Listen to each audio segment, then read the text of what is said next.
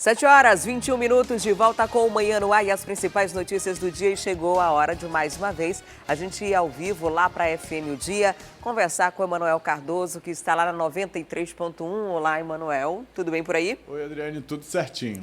Vamos falar agora sobre o presidente da República, Jair Bolsonaro, que tem feito várias transmissões nas redes sociais, se comunicado com a população através da internet. Dessa vez, o presidente fez uma declaração falando sobre o trabalho infantil. Na verdade, defendendo e usando o seu próprio exemplo como um exemplo de sucesso, de que não atrapalha colocar uma criança ou adolescente para trabalhar. Mas não cogitou a possibilidade de fazer lei, né? Exatamente. Ele disse que não encaminharia qualquer proposta nesse sentido porque seria massacrado. É mais uma declaração do presidente que gera esse tipo de reação, né? Gerou uma certa reação, essa declaração do presidente. Ele tem o costume de se direcionar diretamente às pessoas por meio das suas contas nas redes sociais. Aliás, Adriane Diniz, só abrindo um parêntese aqui nessa história, é uma orientação do presidente, inclusive a todos os seus assessores, ministros, a todo o staff, o alto escalão do governo. A orientação do presidente é de que essas pessoas precisam ter contas nas redes sociais para falar diretamente com o público. Agora, sobre essa declaração específica em que ele teria feito alusão, apoiado o trabalho infantil, a gente tem um vídeo, Adriane Diniz, sobre as declarações do presidente, inclusive na live onde ele fez. Vamos assistir um trecho. Olha só, trabalhando com 9 e 10 anos de idade na fazenda, não fui prejudicado em nada. Quando um moleque de 9 e 10 anos vai trabalhar em algum lugar, tá cheio de gente aí, trabalho escravo, não sei o quê, trabalho infantil. Agora, quando tá fumando um paralelepípedo de crack, ninguém fala nada. Eu aprendi a dirigir, inclusive, em 2 tratores, né? Um Valmet e outro Massey Ferguson da fazenda. Olha, com 9 anos de idade dirigindo. Eu arava, inclusive, com 9 anos de idade. Você vai falar irresponsabilidade. Eu atirei jovem também, não tinha problema nenhum. Tinha uma espingarda lá, o velho modificante ia pro meio do mato, eu metia fogo, atirava, sem problema nenhum. Então, o trabalho dignifica o homem, a mulher, não interessa a idade.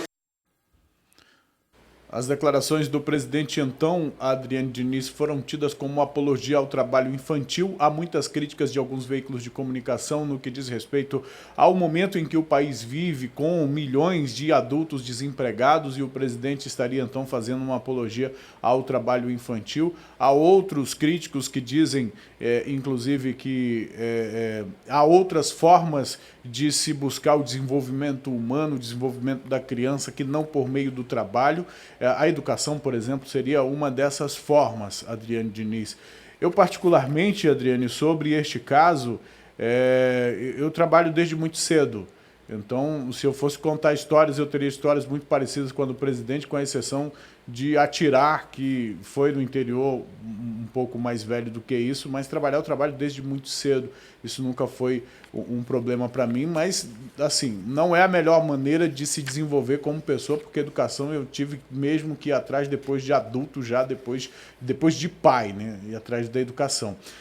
Mas toda vez que um presidente da República se manifesta sobre um assunto tão polêmico, isso gera algum tipo de repercussão, né? Isso gera algum tipo de impacto, e impacto político, sobretudo nesse momento que a gente vive, um momento de tanta polarização entre direita e esquerda, entre o A e o B, e aí qualquer lenha a mais na fogueira gera esse tipo de situação que nós estamos enfrentando, Adriane Diniz. Eu também comecei a trabalhar muito cedo e isso não foi um problema. Talvez o maior problema do trabalho infantil seja quando esse trabalho te afasta da sala de aula, quando você não consegue estudar porque você precisa trabalhar. E a gente vê vários exemplos, por exemplo, tem alguém que tem um mercadinho, bota o filho ali para ajudar, e isso não chega a atrapalhar e nem ser uma exploração. Mas, por outro lado, a gente vê pessoas saindo de sala de aula que não podem mais trabalhar porque são obrigados, às vezes, pela família. Não podem mais estudar.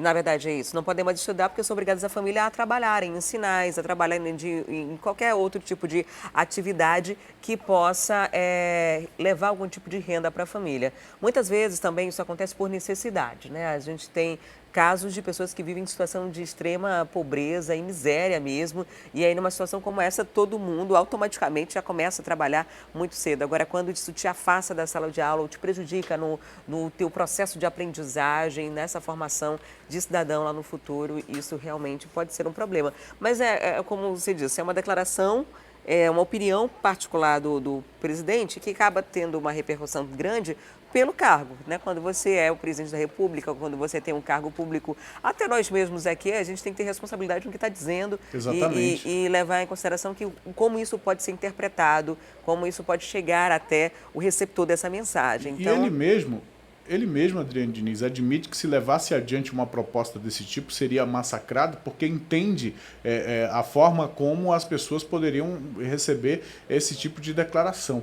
O que a lei prevê quando proíbe o trabalho infantil, a exploração do trabalho infantil, é justamente porque existem casos de crianças que são de fato exploradas em trabalhos degradantes, inclusive, porque o trabalho dignifica à medida em que esse trabalho gera uma prática, gera uma praxis, né? Assim, dessa forma, o trabalho pode dignificar, sim, mas o trabalho exploratório, o trabalho que explora a mão de obra infantil, sem nenhum critério, sem nenhum... Meus filhos, meu filho mais velho, por exemplo, saiu de casa já com uma profissão que aprendeu trabalhando comigo, esteve comigo durante a infância, durante a adolescência, mas muito mais para aprender do que para qualquer outra coisa. Então, no momento em que qualquer atividade esteja ligada com o objetivo de formar, com o objetivo de educar, aí tudo bem, mas o objetivo qual é a compleição física de uma criança, a estrutura física de uma criança para um trabalho físico mais pesado? E aí o presidente da República é presidente a qualquer momento. Pode ser que ele esteja falando na live particular dele, na rede social dele, mas ele continua presidente da República. É a opinião do presidente da República e eventualmente vai gerar esse tipo de discussão, sim, vai gerar sim esse tipo de crítica, Adriane. O que a lei prevê, né? Criança não pode trabalhar, é crime, a partir dos 14 anos pode já começar a ter uma atividade remunerada, desde que seja na condição de menor aprendiz. E as empresas hoje, principalmente as que já têm mais de 100 funcionários, elas são obrigadas a contratar profissionais, aliás, contratar pessoas, né, que estejam estudando e que tenham acima de 14 anos para começar a trabalhar nessas funções, né? Normalmente vão ser aquelas pessoas que vão trabalhar em secretariado, vão tirar xerox, e ali é uma oportunidade também de você conhecer aquele ambiente profissional e se especializando. E a gente tem vários casos de sucesso de pessoas que começaram muito cedo a trabalhar de forma legal, como menor aprendiz, recebendo todos os seus direitos legais e foram dando certo, crescendo dentro das empresas que foram recebidas. Muito obrigada, Emanuel, pela sua participação. Um ótimo dia para você. Muito bom dia, Adriane. Bom dia a todos. Bom fim de semana, inclusive. E até segunda-feira. Até lá. Tchau, tchau. Olha, por aqui a gente volta a falar dos casos da área policial, porque um grupo foi preso após disparar vários tiros para o alto lá na Nova Cidade. Todo mundo, claro, ficou muito assustado e assustaram adolescentes que integravam um bando de... Esses adolescentes, na verdade, foram apreendidos. E a gente vai conversar agora ao vivo com a Tamires Claire para explicar melhor esse caso para a gente. Vem comigo conversar com ela como foi que a polícia chegou até esse caso, os próprios comunitários, as pessoas que estavam ouvindo disparam e entraram em contato com a polícia. O que foi que aconteceu? Eles chegaram lá, ouviram os tiros e aí eles começaram a ver de onde que vinham os tiros e encontraram um adolescente de 17 anos que inclusive tinha algumas drogas com ele, algumas trouxinhas de drogas com ele. E aí os policiais, de acordo com a versão da polícia, os policiais chegaram perguntando quem estava disparando, onde é que estava acontecendo tudo, e aí os policiais se dirigiram então até o final da Rua Nepal, essa rua que fica lá no bairro Nova Cidade, lá na zona norte da cidade. Então, eles chegaram a encontrar, na verdade, esse rapaz, esse homem de 29 anos, identificado como Romário Hilário de Castro, e ele estava com uma arma atirando para cima. Quando ele viu, ainda de acordo a essa versão da polícia, ainda de acordo com eles, quando os policiais chegaram, esse suspeito começou a atirar contra os policiais, deu 2 disparos, nenhum dos 2 atingiu ninguém. Depois ele tentou ainda disparar outras 2 vezes e ainda ainda de acordo com a versão da polícia, a arma falhou. E aí o que aconteceu depois foi que eles prenderam o Romário, apreenderam esse adolescente de 17 anos. Romário também estava com drogas e aí os policiais perguntaram se tinha mais alguém envolvido, se tinha mais alguém ali com droga, e eles acabaram também prendendo e apreendendo outras pessoas. Então foi preso também o Pablo Renato Castro Cavalcante Brandão, de 18 anos, além dele também o Elison Mateus dos Santos, de 19, o Giovanni de Souza Marques, de 19 anos, além de um outro adolescente de 16 anos que foi apreendido nessa operação. Eles foram levados para a delegacia, foram também encaminhados para a audiência de custódia. Lembrando que a audiência de custódia é aquele momento em que os suspeitos são ouvidos pela justiça para saber se houve ilegalidade na prisão, e eles puderam dar a versão deles dos fatos de como aconteceu ali tudo aquilo. A gente não teve um acesso à resolução, ao desfecho, né, dessa audiência de custódia, mas eles já foram encaminhados à justiça. Adriane. Tá certo, Tamires, muito obrigada pelas informações. E por 36 votos a 13 foi aprovado um relatório na comissão que analisa a proposta da reforma da Previdência. Agora o texto segue para ser avaliado pelos deputados em plenário. Segundo o presidente da Câmara, Rodrigo Maia, essa apreciação deve começar já na próxima terça-feira. Maia garantiu que a votação deve ocorrer antes do recesso parlamentar, que começa no dia 18. Enquanto a comissão votava o relatório, agentes das forças de segurança protestaram do lado de fora. Os membros da comissão rejeitaram abrandar as regras de aposentadoria para policiais, militares e bombeiros.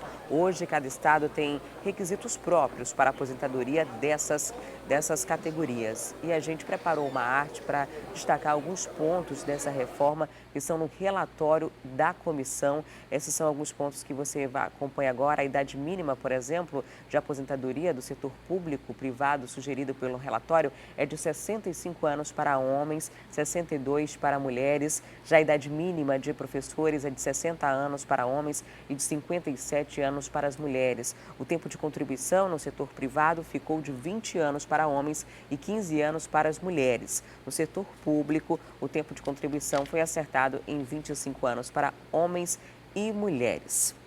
E a gente continua repercutindo a aprovação desse texto base para a reforma da Previdência com um advogado e especialista em direito previdenciário, Marcos Leandro, que já está aqui no estúdio do Manhã no Ar. Seja muito bem-vindo, um excelente dia. Bom dia, mais uma vez, muito obrigado pela oportunidade de a gente estar falando sobre direito previdenciário, um direito social que, para ser mudado, precisa ter regras próprias. Por isso, da PEC, que está sendo votada, vai ser votada nas duas câmaras, na Câmara e no Senado, em 3/5 em 2 turnos diferentes. Então ainda tem muita discussão pela frente, mas já dá para a gente ter uma noção do que está previsto, do que deve passar ou não, né? O projeto base já foi apresentado e a partir daí vai ser tramitado conforme as alterações previstas na Câmara dos Deputados e no Senado Federal.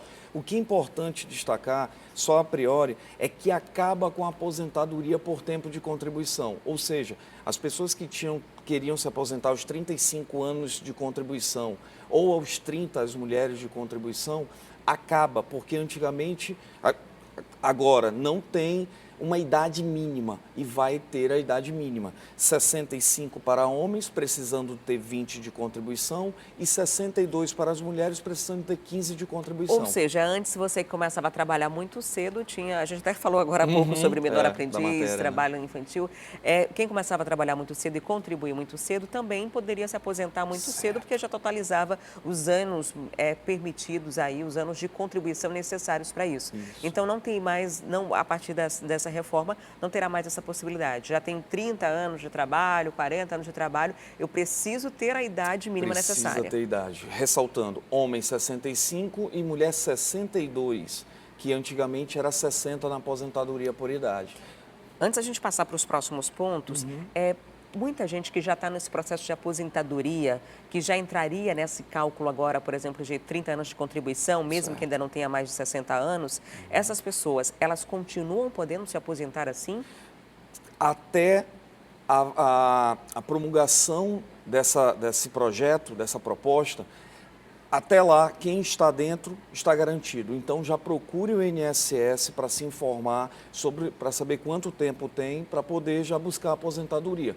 Depois da proposta aprovada e passada em todos os trâmites, aí já não vai estar dentro dessa nova PEC. Esse trâmite deve durar em torno de 1 ano, mais ou menos, assim, até o começo do ano que vem a gente já deve ter, né? Eu indico um pouco menos, Adriane. Ainda nesse ano.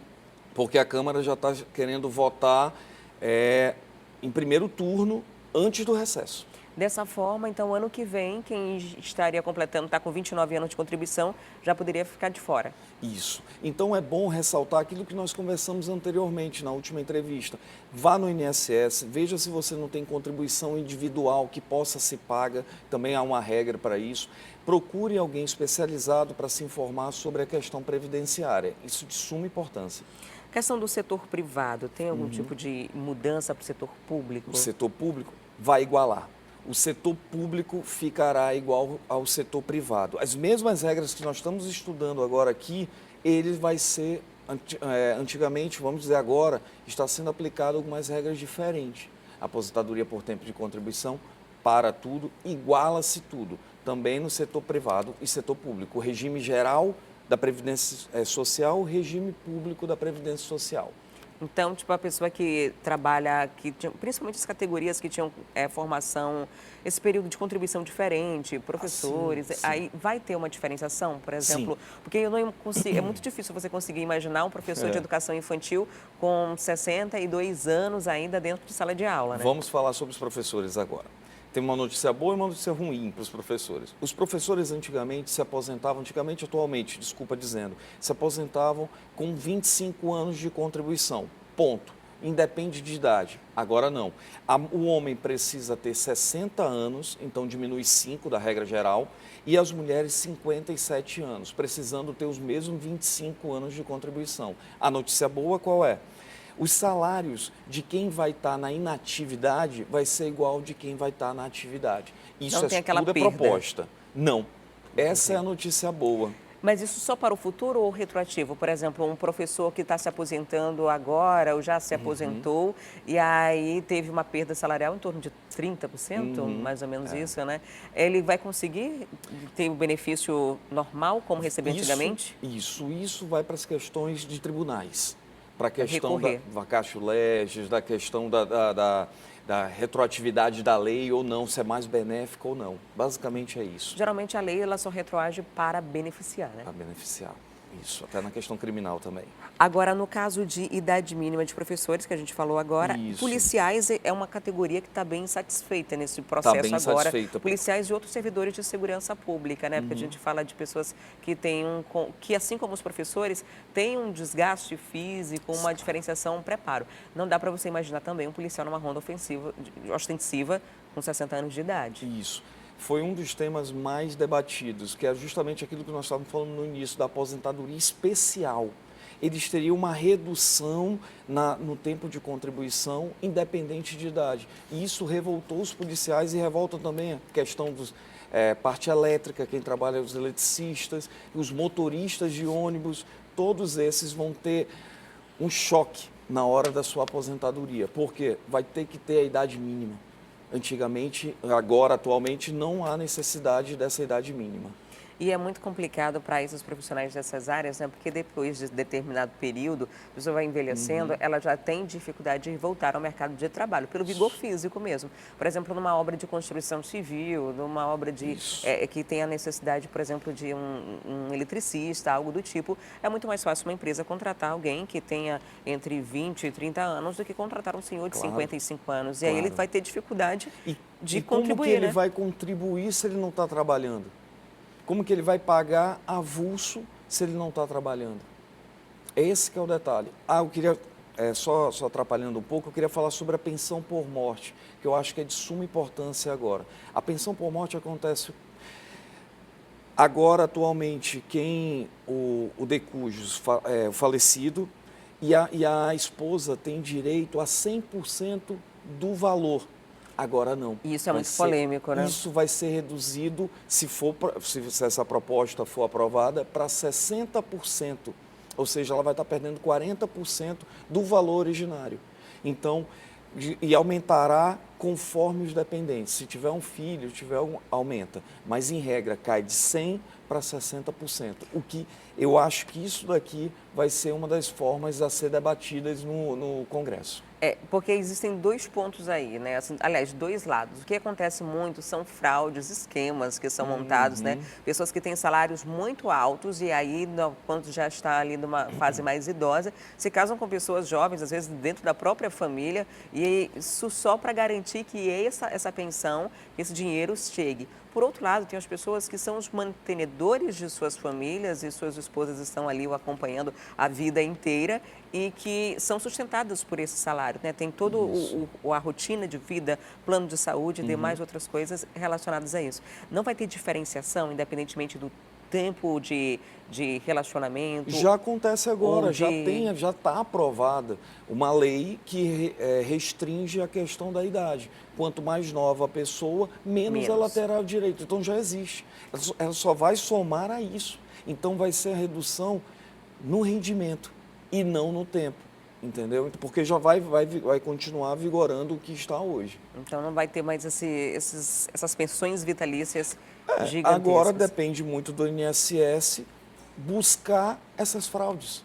Existem meios de buscar isso. Então tem que haver isso. Só que a população não pode ficar refém dessas mudanças aleatórias para garantir aquilo que eu ressaltei no início, o artigo 5º, o artigo 6º da Constituição, que são os direitos fundamentais. Nessa reforma da Previdência, o contribuinte ele vai poder escolher o tipo de contribuição que ele vai querer fazer, né? Porque hoje a gente contribui para as pessoas que já estão recebendo suas aposentadorias, né?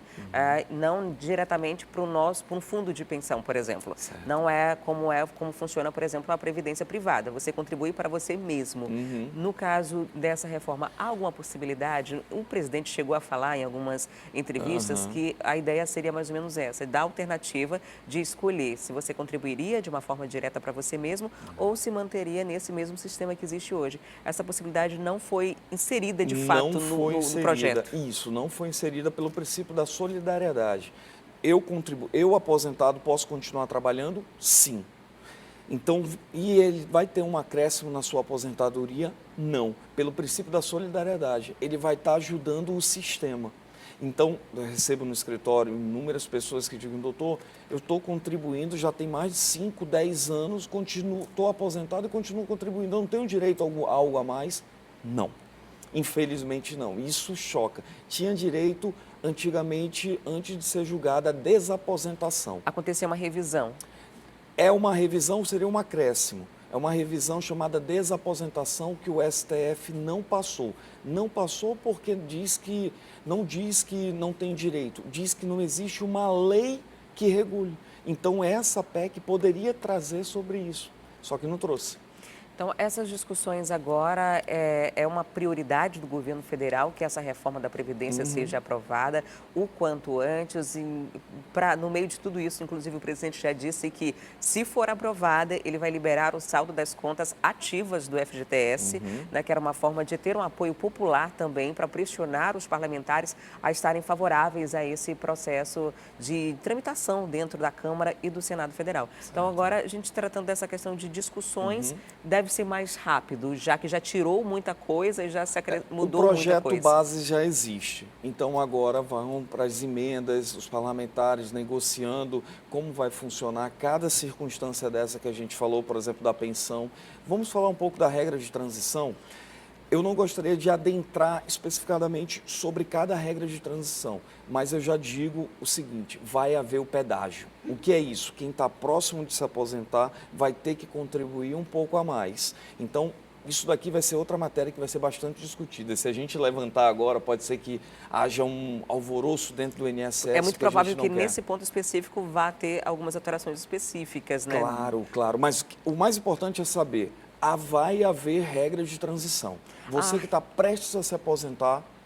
A regra de transição seria justamente essa, né? Você está contribuindo e até então seria de uma determinada forma essa aposentadoria. A partir da reforma, muda esse cálculo, muda o tempo, não seria mais só o tempo de contribuição e aí você vai ter que trabalhar um pouco mais. Trabalhar um pouco mais. Isso é importante. Eles querem finalizar a aposentadoria por tempo de contribuição e colocar todos com a idade mínima e com um tempo mínimo. Um questionamento que eu recebo também, muitas indagações do escritório: doutor, eu já tenho a idade, mas eu não tenho tempo. Vai ter que continuar contribuindo, das formas que já tem hoje, né? Uma outra questão que nós falamos na entrevista anterior, se você me permite, Claro. é falar sobre a aposentadoria por invalidez.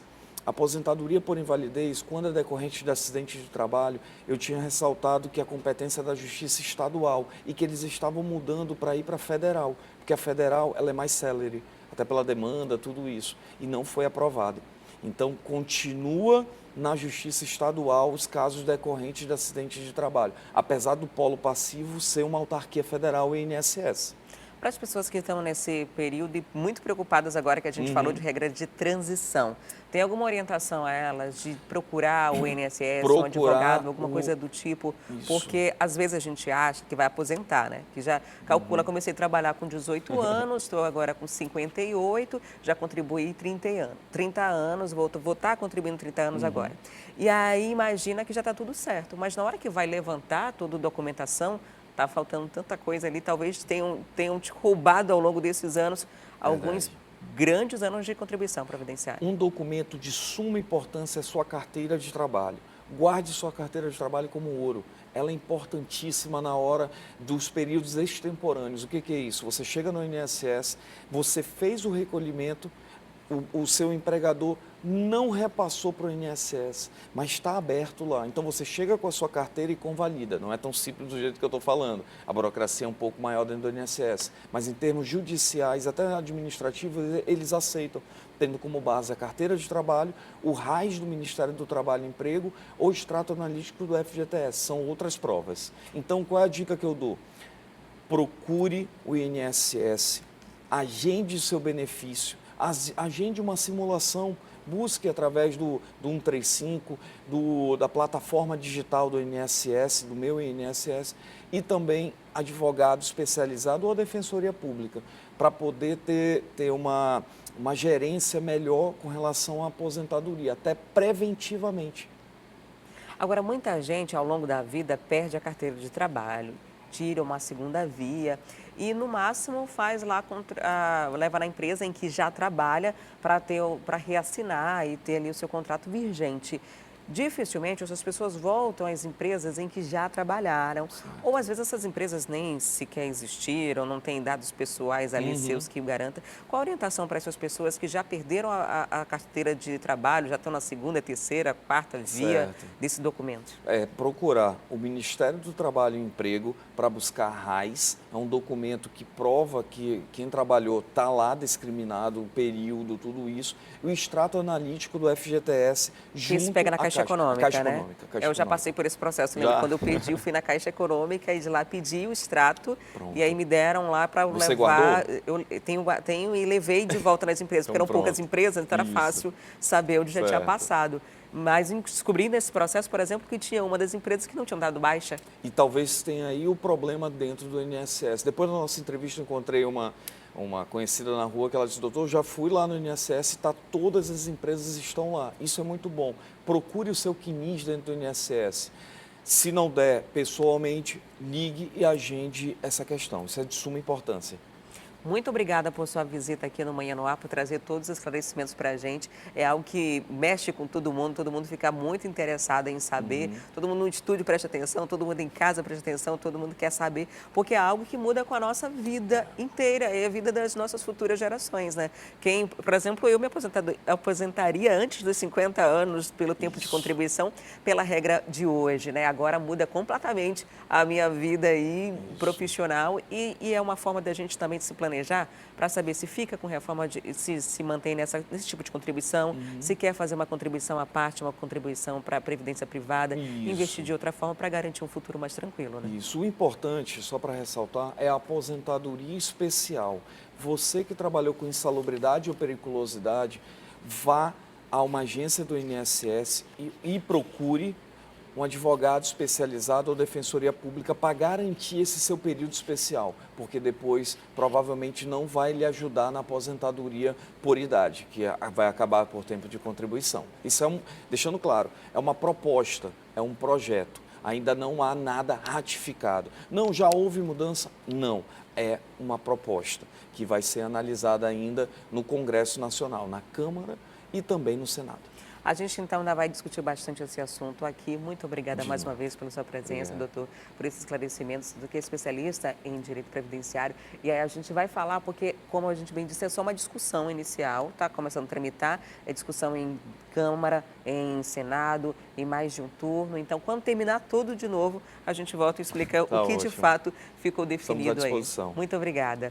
E agora a gente faz uma pausa para o intervalo e volta daqui a pouquinho. Eu vou trazer os detalhes de uma ação social que vai emitir vários documentos no dia de hoje. E ainda tem as opções de colônia de férias para a criançada. Correria guiada com atividades lúdicas que a criançada adora. E não tem moleza. Arthur e Kenji até se preparam para as brincadeiras.